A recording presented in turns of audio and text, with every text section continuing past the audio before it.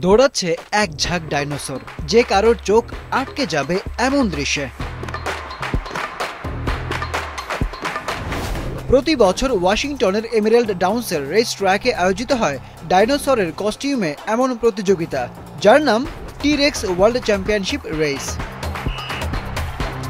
2017 সাল থেকে ওয়াশিংটনে হয়ে আসছে এই দৌড়। এবারই প্রথম কোনো টিভি চ্যানেল সম্প্রচার করেছে এমন ব্যতিক্রমীধর্মী প্রতিযোগিতার, সেটিও আবার ESPN এর মতো বড় চ্যানেল।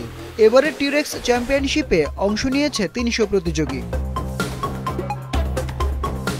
কয়েকটি ক্যাটাগরিতে হয় এই খেলা, যেমন বাচ্চাদের জন্য কিডস রেস, এছাড়া আছে ম্যানস রেস, উইমেন্স রেস ও ডাইনোস খেলাটি 55 বছরের বেশি বয়সীদের জন্য।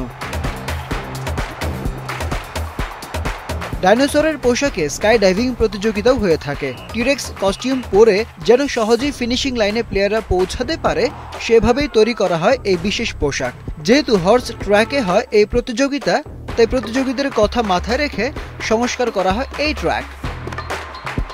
শুধু আমেরিকাতেই না, জাপান সহ বিশ্বের নানা দেশে জনপ্রিয় হয়ে উঠেছে টি-রেক্স রেস। নানা রঙের কস্টিউম পরে প্রতিযোগিতায় অংশ নেয় প্রতিযোগীরা। এর মূল উদ্দেশ্য সবার মধ্যে আনন্দ ছড়িয়ে দেওয়া। নিজেকে প্রাণবন্ত রাখতে এই খেলা বিশেষভাবে কার্যকরী।